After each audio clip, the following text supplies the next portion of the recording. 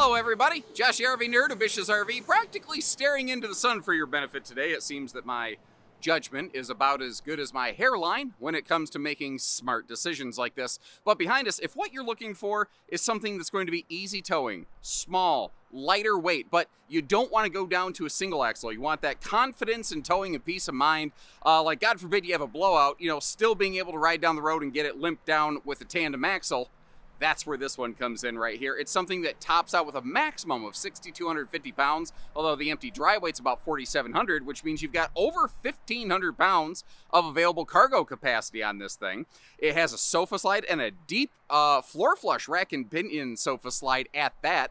Not to mention a taller ceiling and just a big wide open feel in a small camper. Now, by default, it doesn't have a TV. That's something that could be added. Not everybody cares about a TV in an RV like this, but we wanted to make sure it had some really good function parameters with it. So again, tandem axle, small and light. The underbelly's enclosed and forced air heated for some confidence and comfort.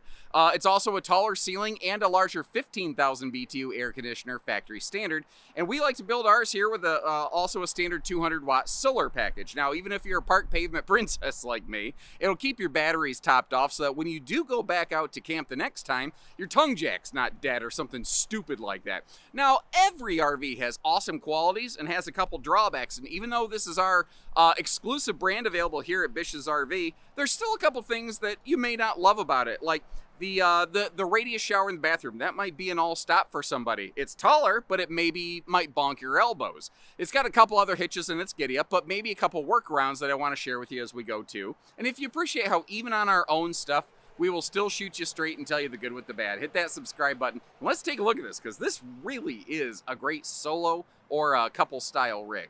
Now I'm going to do something I don't normally do. I'm actually going to begin this video in road mode with the slide closed, because one of the really nice aspects of this floor plan is, even though that's a very big, deep slide and we've got plenty of counter space, they don't fight with one another. They actually open right up and there's plenty of room between them.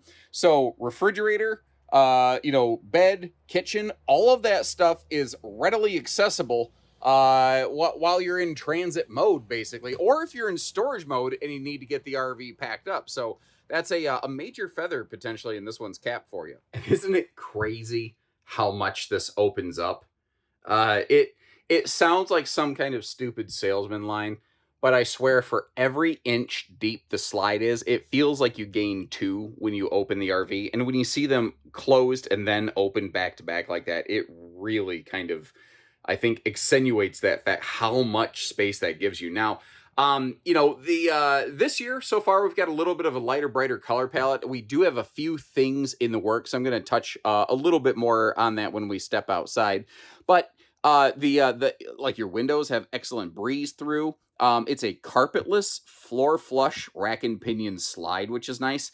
And we were able to keep all the floor vents out of this one. So this is a very easy cleaning and pet-friendly kind of camper right here.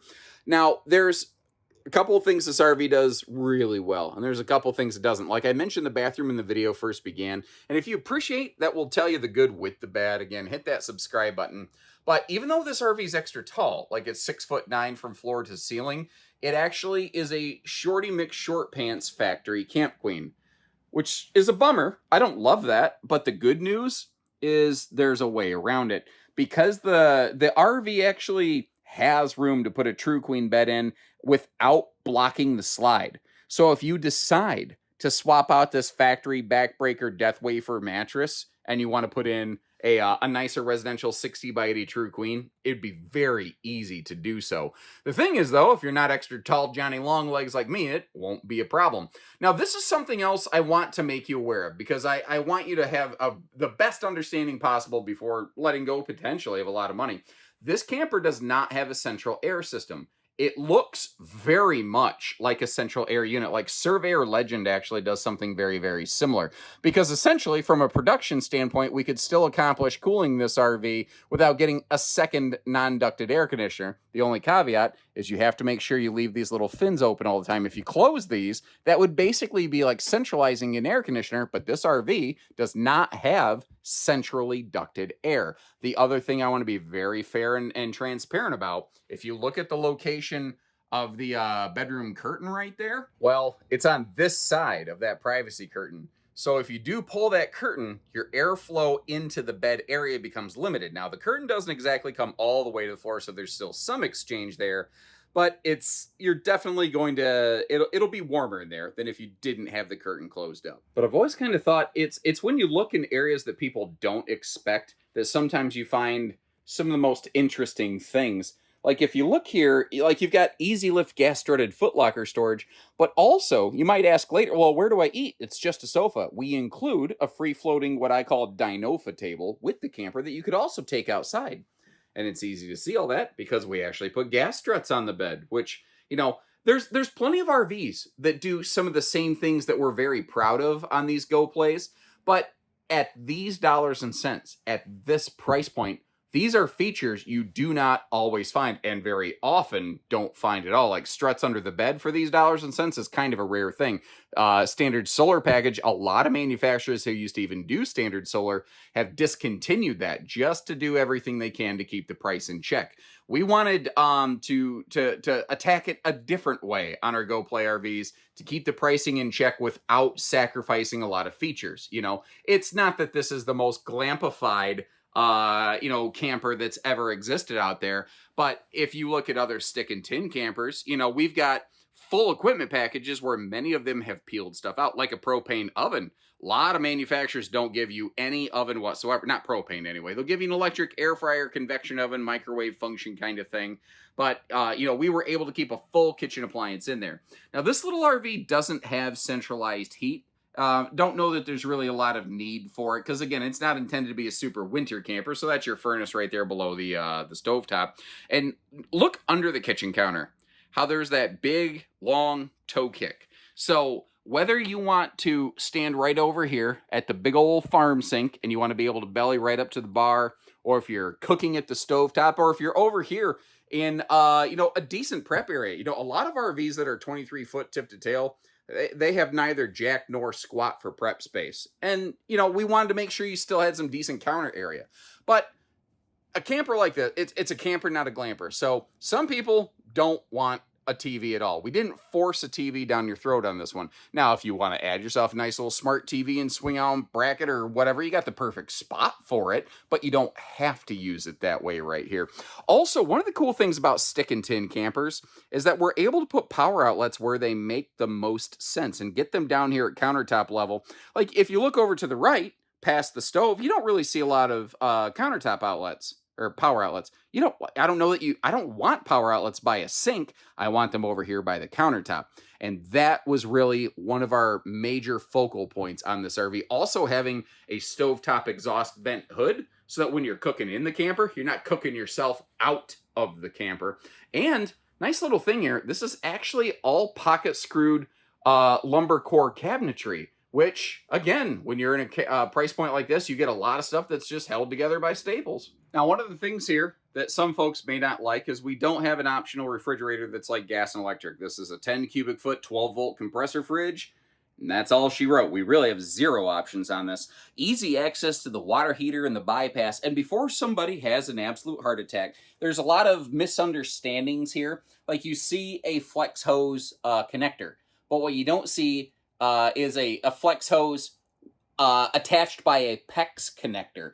So there are certain areas in RVs that, a manufacturer's required to use flex hosing. It's not the presence of a flex hose that poses the problem. It's when it's married up with a mismatched connector. So everything that's on this is paired up with the correct kind of things, The pantry right by the door, having lots of shelving in it, is nice. But also you might notice magnet holdbacks on these overhead cabinet or any of the swinging cabinet doors. And with this being a taller RV, you have a little bit more space. Like we didn't, it's not like you can do much with it. Like maybe you could throw some bread up there, but we didn't want to leave space wasted. So instead of just throwing a blank, dead, stupid panel up there, we wanted to do something with it. Down below here, it looks a little goofy because you see a bunch of open cabinet space and then like that lighter colored panel. That's because your water pump is located right there, and we kind of just put a little bit of a shield on it. Now, if you want to take that off, that's up to you, but we're trying to do what we can to protect that from shifting cargo so that, you know, you don't end up with a busted water pump. And if I'm being picky, again, I'm super proud of this. You know, it's our own exclusive branded trailer, but there's really no dedicated space for a wastebasket. And I could work around it. I could find a different spot for one, but that really would be handy. Now, one of the cool benefits that people don't realize on a bifold sofa like this is how much storage exists below it. But putting that to the size test, I was actually pleasantly surprised.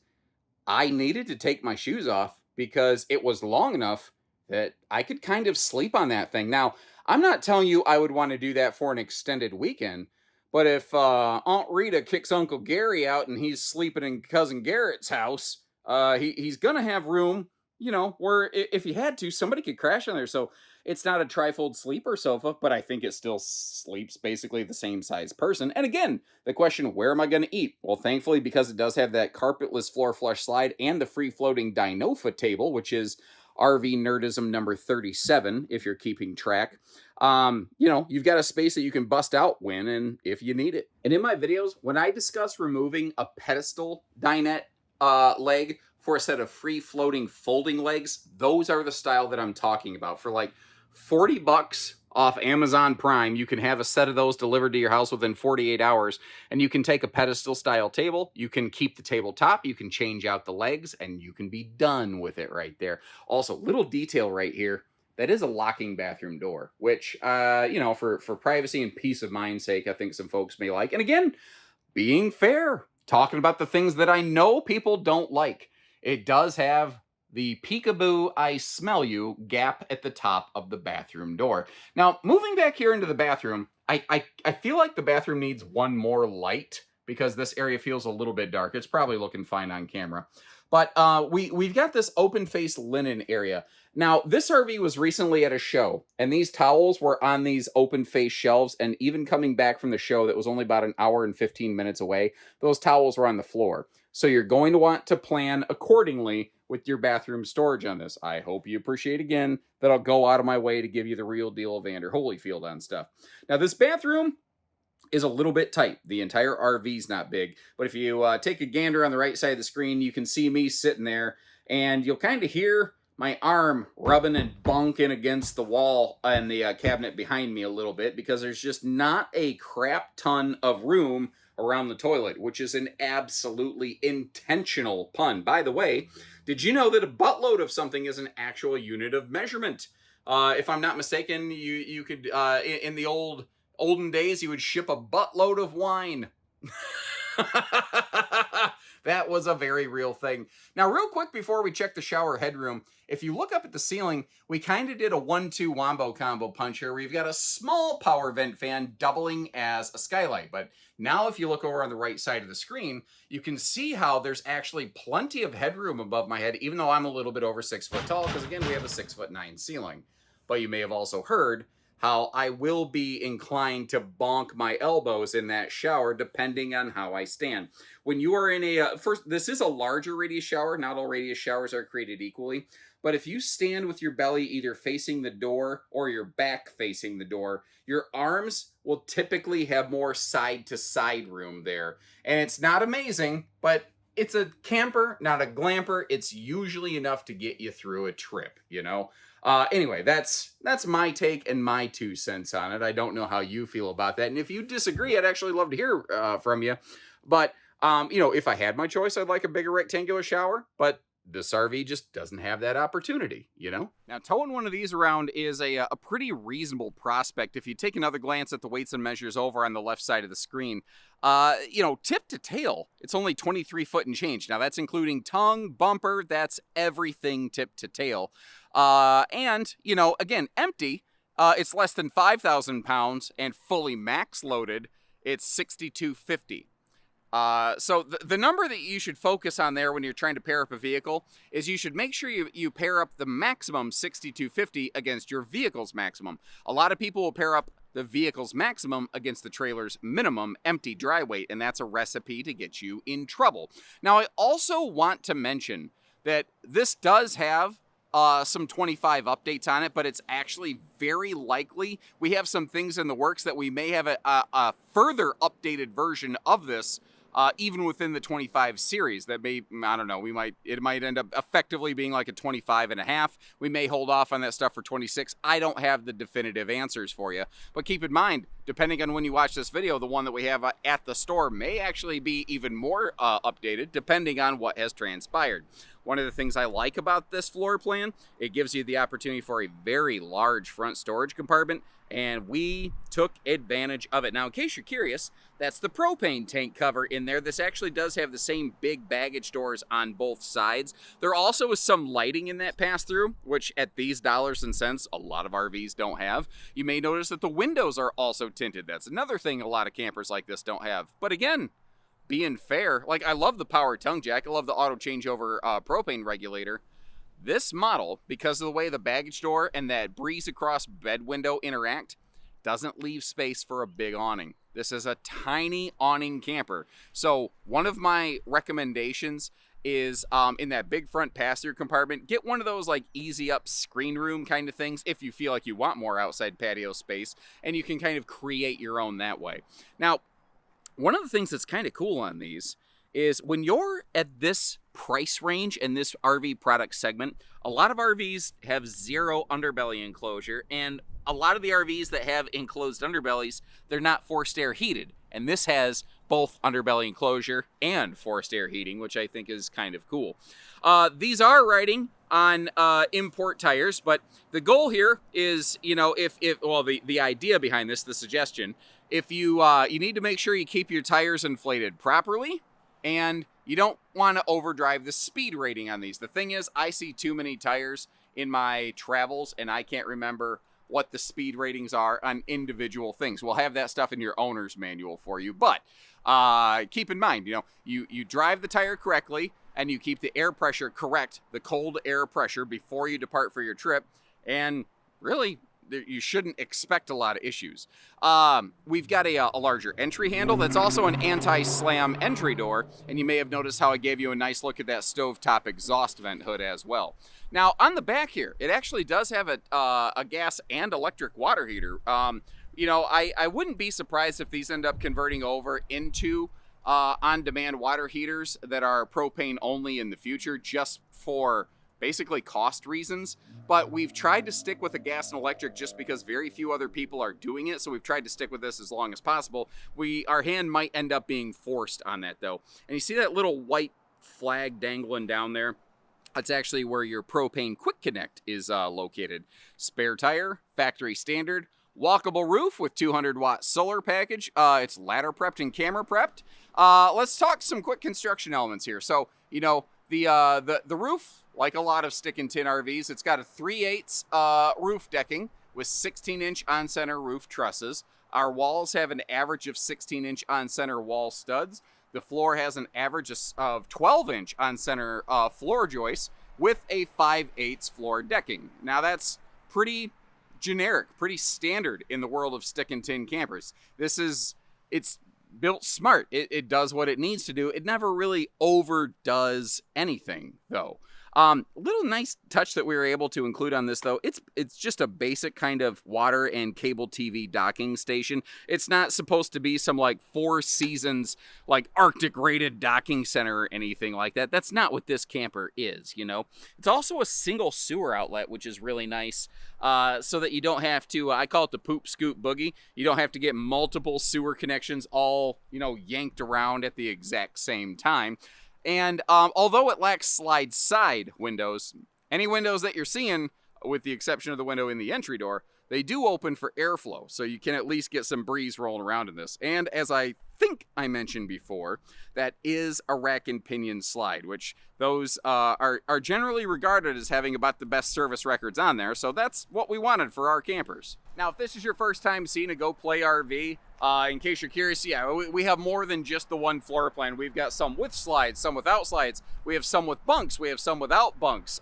Bigger, smaller in between. Some single axles, mostly tandem axles though. But basically, we got a nice variety of things. We don't have the floor plan for everybody, and this is a more basic series camper. It's not trying to be the be-all, end-all retirement rig or anything like that, like a luxury fifth wheel, like a Pinnacle or something like that. That's not what this is. But if you're trying to get out there a couple times a year, and you're trying to have an RV that's smartly equipped, that isn't going to blow your budget out of the water, that's where this one comes in. And whether you're curious or whether you're serious about that price tag, double check the link in the video description. It'll let you know where we have one parked and what they're running on a given day. The only hiccup with these is part of the way that we're able to control the cost and keep the cost down on these is that it's a limited production kind of situation where we have a manufacturer build these for us when they're not building their own stuff, and they kind of pass that savings along and we roll that on to you. So there could be some times that we're sold out of these, but the next time we have an opportunity, we'll get some more made for you. So there are occasionally periods where we run out of these on the shelf, but we do try to keep them around for you whenever we have the chance. So when you're ready, we're ready. But until next time, take care, stay safe, have fun, and happy camping, everyone.